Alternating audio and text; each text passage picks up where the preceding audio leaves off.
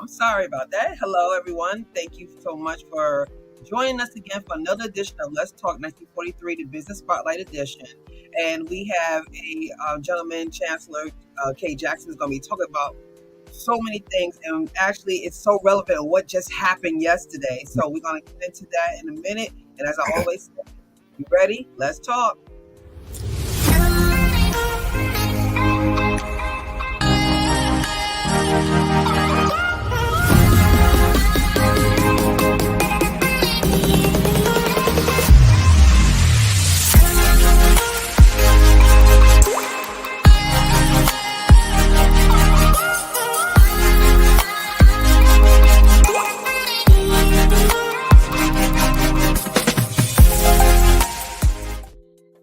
Welcome back. Welcome back. So I'll just formally introduce Chancellor. He's an author. He has actually helped people write books as well as a story he has to tell. And we are so intrigued about the story and finding your purpose, being spiritual, entrepreneurship. The list goes on and on. So welcome, Chancellor Jackson, to our show. Hey, blessings and balance to you, Regina. Blessings and balance to everyone that's tuning in right now. Y'all the real MVPs, so shout out to y'all, most important. Yes. Thank you so much. So I just want to dig in because we were talking a little earlier, we have something in common. We both lived in Smyrna, Georgia. Well, he did. We used to live there. So we got that in common, but we got something else that's going on that's in common with you. So just yesterday, we were just announced that Brittany was released from Russia to come home. And so why is that relevant, people? It's because he has a book. Because he was actually overseas held for 14 days in China, correct? Yes, ma'am. Tell us a little bit about that. Like, how did that happen to you?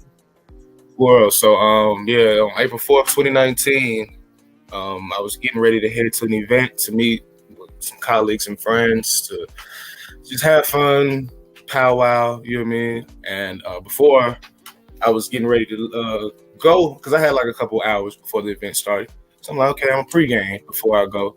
So those that don't know what pregaming is, say you and some friends or family or whoever gonna go out on a night full of festivities, but before y'all go out, y'all say, hey, let's meet at my house and we can party a little bit at my house first, and then we're gonna go out and have even more fun. So I'm in my apartment by myself, listening to some good music, drinking some Chinese a Chinese wine cooler, and smoke some cannabis out my little silver pipe. After I get done, get dressed, finalizing everything before I get ready to leave, I hear a knock at the door.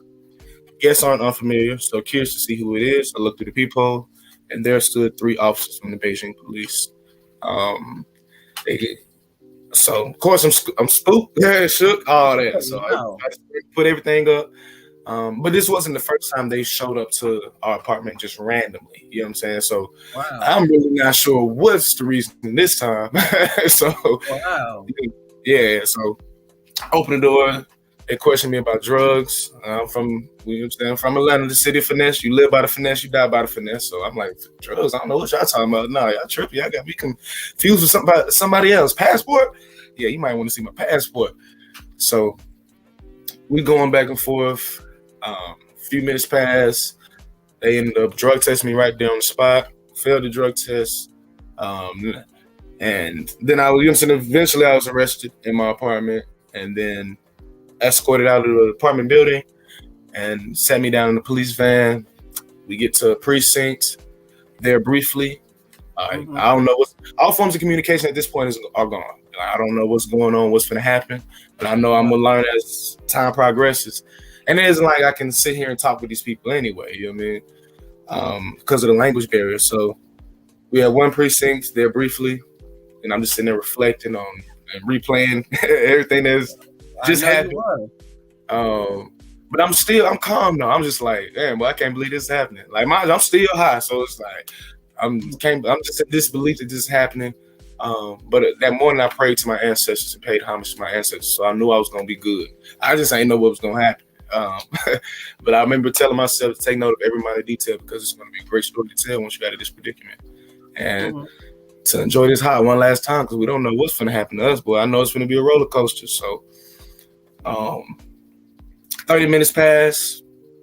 Now we get up, they escort me out of the precinct, and we get back in the van. I don't know what's going on now. So we riding. Next thing I know, we had another precinct. Um, this one's a little bit bigger, and they do my official interrogation at this precinct, which is dramatic because they take me to the basement of the jail to do it, and to this white room, and lock me into this all metal chair that looks like an electric chair. So this chair locked my chins, thighs, waist, chest, arms, all in the one place. The only part of my body I could move was my head. So I did my whole interrogation in the chair, locked in the chair like this. Then of course mugshot, handprint, and then the remaining time I'm just in the holding cell, just reflecting on everything and replaying all the scenarios, trying to come up with different types of scenarios or how everything could have played out. And then my high is finally coming down, so now I'm fading in and out of consciousness. I'm getting sleepy now, so just dozing in and out for hours until they finally call me, and then we back into the lobby of the precinct, and they bring my bachelor clothes, tell me to get dressed. I said, oh man, see, look, this what happened. You be compliant with these folks, you know what I'm saying? You work your one, everything's smooth. Right. So I'm dressed, and I'm just sitting there waiting for the next set of orders. They had me follow them through a door behind the front desk in the lobby. So as I enter through this door, we're now in a hallway. At the end of the hallway is a small room crowded with officers. So I'm following the CO to this room. And as I enter the room, I can only assume it's some form of evidence room just because there's evidence bags everywhere. No sense of organization at all. But in front of me is a table. And the center of the table is everything that was confiscated from my apartment. And they take the cannabis and they weigh it up right there in front of me. Now, this is an interesting phase within the book because, one, as a reader, you're curious to know, okay, how much does he actually have on him? Right. Two, when have you ever seen or heard of law enforcement weighing up whatever you just got caught with right up in front of you? Yeah, that's not common either. And then three, with me not receiving any information whatsoever throughout this entire process, I'm here to tell y'all I did 14 days. As you read the book, you don't know what's going on. You learn as you go. So with me not receiving any information whatsoever, I received a lot of signs and messages from my ancestors letting me know how long I was going to be there and how the process would be as far as my release and all of that. So this is one of the very first and only live in action sign I received. So they weighed the weed up in front of me, and it told us out to be 1.4 grams. Now, for those that partake in cannabis, 1.4 grams isn't a lot. If you don't partake in cannabis, we're talking units of measurements. 1.4 grams of anything isn't a lot. So I really have none of that. I'm saying nothing, for real. But you look at that number, 1.4. If you remove that decimal, what number is that? 14. It's the title of the book. You know what I'm saying? Now, did I catch that sign initially? Not at all. That thing went clean over my head. But that's just one example of the messages, the signs that my ancestors were sending me, just in regards to some type of information, since I was left to make sense of it on my own. So they put it. Chancellor, before you go, this is really okay. I know it's another country, so they have different rules and regulations. So I got that. Yeah, but sure. No kind of legal representation at all was offered. They don't do that there. They don't even offer, or they don't have that. It's a communist country. It's a communist country. So I guess you gotta really like have done something crazy to like have to go before a judge. I'm just assuming I don't know how long. To this day, I still don't know how law enforcement work. You know what I'm saying? My experience was a certain experience. Like once I get to the actual jail and you start to meet all the other different characters, everybody else knows all their defect, all their information, all their details to the fullest extent. I'm the only one that don't know a thing. For some reason, I'm the only one that was not explained. Nothing was explained to, but everybody else knows. You know what I'm saying? All their information to the fullest extent. Were they foreigners or were they? Yeah, foreigners. Yeah, I'm the only one. I'm the only one. But you know what I'm saying? That's what makes my story what it is. And with all that being said, I'm the only one that ain't received no information, but I ended up doing the shortest amount of time at every other foreigner that at least I was, you know what I'm saying, I encountered. So it all played, it was full circle. It played out the way it was supposed to, for sure. Right. So when you did the 14 days, you wasn't told you were doing 14. You were just sitting there, and they just came to you on that day and said, "Okay, let's go." Hmm? Wow. Hmm? Yeah, So you didn't that know is how long you were going to be there. I had no You clue. did this. Okay. So after they did the arraignment, they actually just put you in a jail cell, and you just like, okay, and you just stay there, day in and day out, and nobody After told, nobody said nothing to after you. after they put how much weed I got caught with on paper and had me sign and thumbprint it, we got back in that van. I'm like, okay, I've been in custody. Now I'm looking at the clock, the radio on the clock. It's like 1 o'clock in the morning. I'm like, okay, y'all arrested me around like 11 a.m. So it's like I've been in custody all day. You know what I mean? There's no. I've been working with y'all. I've been complying. I'm like, there's no way they're not taking me home. We riding. Next thing I know, we arrive at a facility detailed with tall walls and barbed wire. I was Wow. like, yeah, we just getting started. Oh, So yeah, wow. yeah, they took me from precinct to precinct, straight to the jail, and you know what I'm saying, to the infirmary, do a quick physical. Of course, get me out of my regular clothes, put me in a jail uniform. They gave me a Tupperware bowl, a plastic spoon, and then took me upstairs to cell 207, to where the second floor is where all the men are housed, and then we get to cell 207, and CO opens the door, and then mine's just like probably like 4 o'clock in the morning at this point, so folks asleep. He opens the door. My psych is instantly thrown at the setup of the cell. The setup of the cell is nothing but a big rectangle. I'd say 15 feet long, and I mean 15 yards long, 10 yards wide, and yeah, and of course the height is definitely high. The ceiling's high, but it's not really a big space. Mhm. Um, I step into the cell. I have probably 2 yards worth of walking room before the bunks start. So the beds, the wooden bunks, and they stretch from right where I'm standing all the way to the back of the cell. So you only got pretty much an alleyway of an L in the Right. cell. Elder walk. Hmm. But and the beds are going against the right side of the cell. So they stretch from right there all the way to the back. You got a TV in the cell that's right above the cell door. So say I'm standing in the door, it's You right said above us. TV. Yeah, it's TV Wow. mounted on the wall right above the cell door. Um, Bathroom is to the left. It's its own separate room, but all the walls are made of glass, so everybody can see inside. It's a sink, a squat toilet, so pretty much a hole in the ground you got to squat over. Shower hose, shower ain't nothing but a water hose with a shower head duct taped to it. You got black mold coating the walls, gnats and stuff flying around, so it's not the most sanitary place, to say the least. Oh. And on the beds I describe it in the book as a slumber. It looks like a slumber party. Um, and standing across from the slumber party against the wall are two Chinese inmates wide awake watching the rest of the inmates sleep. So Oh. with us being the few people awake, we make eye contact and we're in disbelief at what we see. The last thing I expected to see, two people watching other people sleep. The last thing these Chinese folks expected to see was a brother with locks coming through the doors. So Right. we just got this awkward moment of like, what's going on here? But I, you know what I'm saying, I walked over to the as I'm taking steps closer towards the beds, I'm doing a head count. Including me, it's 15 of us in this cell. I count the beds, it's 9 wooden beds. I'm like, well, that explains why it looks like a slumber party. So I approach the slumber party trying to find a spot to lie down, and one of the inmates taking watch wakes 2 people up to make room for me, and they do.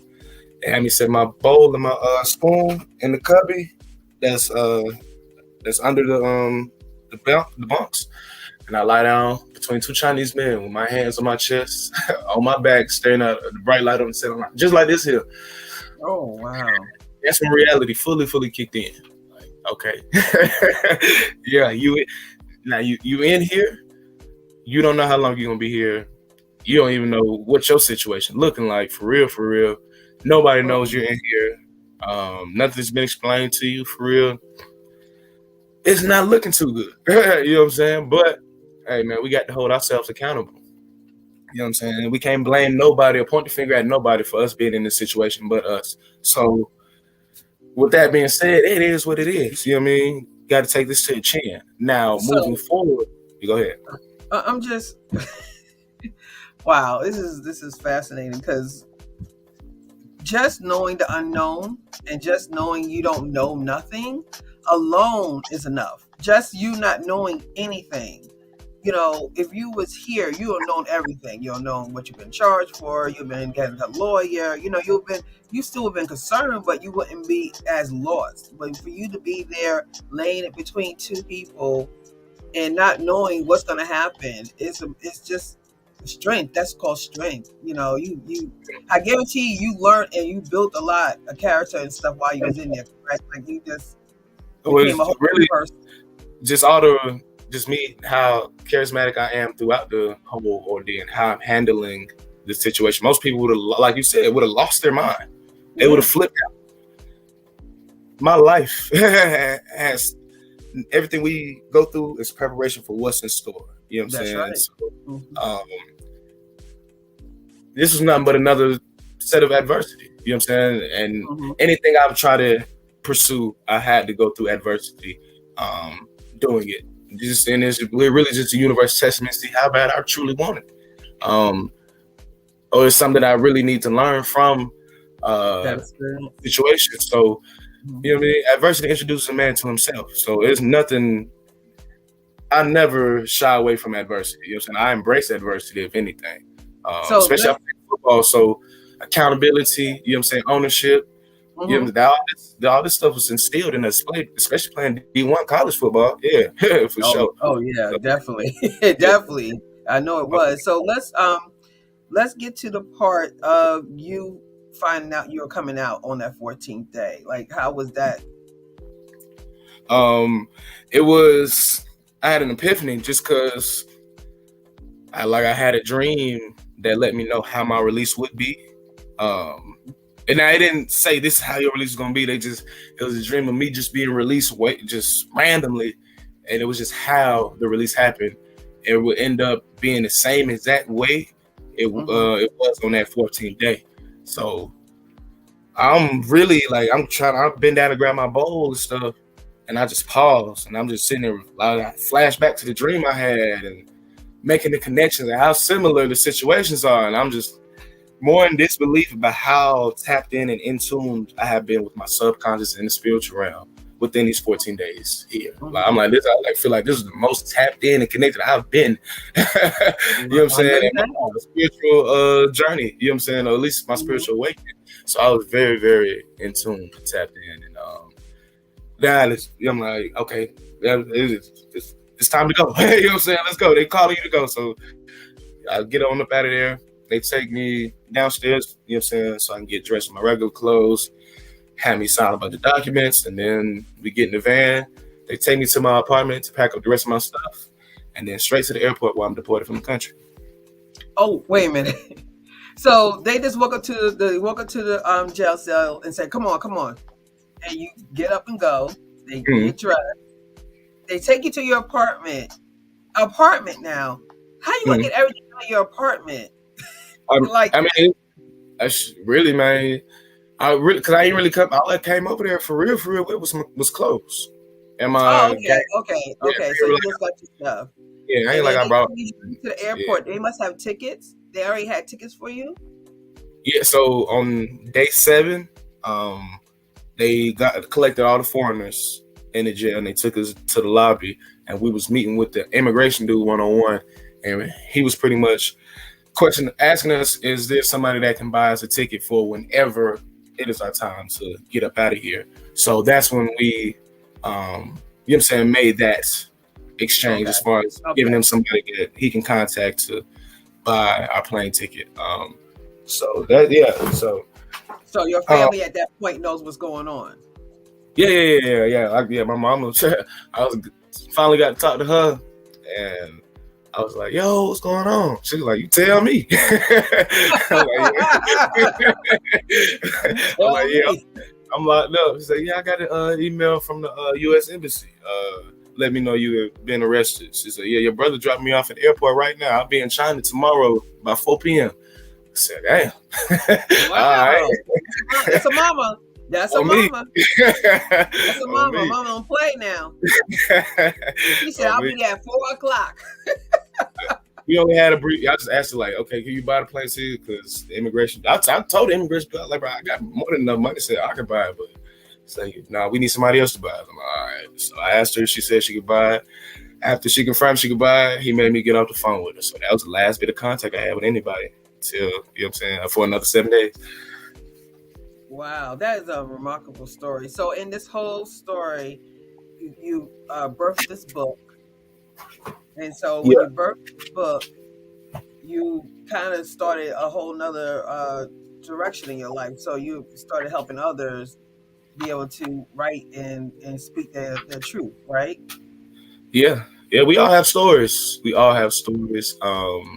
We've all been through traumatic experiences, horrific experiences, romantic experiences, Hmm. fun experiences, dark experiences. So it's like we all got stories to share, and you'd be surprised who you could touch or you could reach, you know what I'm saying, with your story. Who's somebody out there that's going through something similar or already went through it or is finna go Hmm. through it. Little do they know, you know what I mean? So Hmm. yeah, we all each one teach one. Iron sharpens iron, just like we say in football. That's true. So when you came back home, when you came and stepped your foot back on your soil, you got back to the house. Did Mm. you feel different? Did you feel that you have been changed, or in some fashion, or did people notice that a change in you since you came back home? And folks ain't even folks was like, dang, boy, it's been a year already. I'm like, bro, folks had no clue. You know what I'm saying?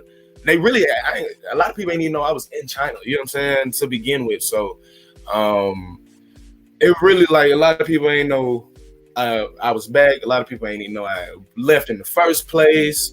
Oh, okay, Um all right. some people thought it had been a year already. So it was really like folks ain't know folks living their lives. They losing no sleep or work. You know what I'm saying? They got their own problems and stuff, you know what I'm saying, they dealing with. So it wasn't until I started telling them, okay, yeah, bro, this what happened. We'll walk them through the whole story. Now they're like, oh, the whole vibe and perspective changed now. And they got all these questions, whoop, whoop, and just telling it Mhm, verbally. I was like, oh yeah, I got something on my hands. I don't know how I want to go about sharing this story with the masses, but mhm. um, I know I got something on my hand. It wasn't until like July. I was with one of my friends I grew up with, and he was a published author before we graduated high school in 2014. He was like, "Hey, bro, you should Nice. write a book." Yeah, yeah, yeah. He's like, "You should write a book about the experience." I'm like, "Well, that's a good idea. I don't even know where to start, but that's a great idea." He took it further. He took my phone with my note section, left me a 5-layer outline, and I just started filling in the outline. And with me filling in the outline, I caught a flow for how I wanted to tell the story. So I moved it from my notes to a Google Doc so I could type it up. 4 months later, the story is finished, at least being written. It was, you know what I'm saying, I finished writing the story. And then spent the next 10 months just perfecting it and getting it ready for publishing. And while I was still on pre-sale, I was the number one new bestseller in 3 different genres. That's amazing. That is amazing. That is a story to tell. I'm telling you. So after we now doing all this and you helping other people to kind of find that purpose, did your purpose change since you came back, or is it the Uh, same? You just have more fire. well, when football came to an end for me, my senior year, like last game of the season, I had no clue what was going to be next. I didn't know who I was. It was a whole crossroad I was at, as far as having to re-identify myself and learn myself all over again. I Hmm. lived and embodied a student athlete, a football player to the fullest, and now that is no longer the case. Chancellor, who are you? Hmm. What's That's a big. next? What do you want to do? Who do you aspire to be? What do you even like to do? What are you good at? You know what I'm saying? What's your purpose? Hmm. I couldn't answer any of these questions. You know what I'm saying? But I'm like, I don't even know where to start, but I know I got to start somewhere. And with that being said, I don't know what I want to do. I got to try any and everything until I figure it out. That's And that's right. all I've been doing. Just trying stuff out. And it took me going to China, you know what I'm saying? And I live my best life prior to getting locked up. China was absolutely amazing. I encourage everybody to travel abroad. If you could live abroad someplace else, highly recommend it. Especially a place you've always been fond of. Highly, highly recommend it. It's an enlightening experience. Yeah, so live my best life in China, get locked up, fall on my face, you know what I'm saying? Get out. Now I'm back to square one all over again, just like when football ended. All right, Chance, what's next? What you gonna do? It's all good. But this is how my life has been. It's just, you know what I'm saying, adversity, having to face adversity and having to push through that adversity. You know what I'm saying? Right. But with me Right. steady clawing and fighting and pushing, hey, I accomplish a lot. You know what I'm saying? I accomplished a lot. So it started with football. I ain't started playing football till 8th grade. Most people have been playing football since they was 4 and 5 years old. So I was late. So it took me the first year just to catch up to the speed of the game, physically and mentally. And then once I caught up to speed, I still got to work my way up the rankings. Ain't really get to start on varsity until my senior year of high school. And then with that being said, I ain't had no scouts, no interest, no looks, no colleges like that. But playing college football had been a goal of mine since I started playing football at 13 years old. And my high school been sorry since 2008. So, and then when like colleges was coming to our school to come recruit anyway, and our coaches wasn't putting forth no effort to push us. So I had to make that happen. I had to market myself to a bunch of colleges. I got myself in the Stetson. I got myself on the team. I made that happen, but I got my foot in the door. I still got a whole lot of more work to do. I'm pretty much a walk on at D1 school. Walk on. Yeah, I got work to do, and I'm going crazy. My first year, my first freshman fall camp, going crazy. Earned a starting spot on our nickel package on defense. Very first game of the season. My first time stepping foot on the field as a college football player. I made the tackle, forced a fumble, and recovered it all in the same play. All right. Miraculous play for a freshman. His first time on the field, like very first play. I ain't touched the field the rest of that season. Wow. Ain't touched the field the rest of that season. So it's just adversity rearing its ugly head, you know what I'm saying, along my journey, just test me. How bad did you want it? I ain't really get to start at my actual position till my senior year of college, just like high school all over again. So once football, I didn't really knew like sophomore year, I'm like, the league is out the question. That's not happening. I've been dealing with so much politics, which is high school and college, I can't even imagine at the professional level when it's strictly business. Yeah, I don't know. I'm good. I'm good. It's time for me to close this chapter and move on and find the next endeavor or endeavors, whatever that may be. And with that being said, I'm like, I don't know what's next, but I just got to try stuff out. I was applying. But you're doing though. See, Chancellor, that's the best part about this. You're open to receive. Mm-hmm. You're open to receive. A lot of people are not open to receive, and that's why they miss stuff. They miss blessings and opportunities to grow because they don't want change, or they're scared of change or diversity. They think that's a bad thing. It's not a bad thing. It's actually good because it's telling you you're doing you're going the right way. You're just learning stuff on that way because you're going to need these tools when you get where you got to go. So we got to stop looking at, I had talked to high school yesterday, and I said we need to stop talking about failure. Failure is not what you think it is. Failure means you do nothing. That's what failure means, doing nothing. If you're doing things and it doesn't work out in your favor, it doesn't mean it didn't work out. It just didn't work out the way you wanted it, but it probably worked out the way it's supposed to. Because it didn't happen to you, it happened for you. See, that's the mindset that has to change. On me, yeah. On me. So that's I've always been positive, always kept a level head, and just been resilient. Always been resilient. Because it's like this stuff, football is my very first love, very first passion. And I had to transfer that energy towards something else. But I'm like, I knew once I find my next football, it's over with. I said that's what it is. Your next football. That's your next passion, right? It's over with because all the energy I put into football and what I was able to accomplish with that, I'm like, hey, it's up. You're not doing bad at all, Chancellor. You're doing an amazing job. I mean, please, let's talk family. Let's support him and get his book. And he has other books as well. This is not the only one he has. He has several books on Amazon. So if you look under his name, Chancellor K. Jackson, you'll be able to pull up all his other books as well. And I'm so proud of you because you actually took diversity and made it into your benefit. You turned it around. And I actually have a daughter that's the same age as you. So it's good to see that generation doing some amazing things. So keep up doing what you're doing, Chancellor. Appreciate it. It's all part of the journey. It's all a part It of the is journey. all part of the journey. Is there anything you want to say to my family before we leave out today? Yeah, man, y'all can find me on all social media platforms except TikTok. I ain't on there, but you'll find me on everything else.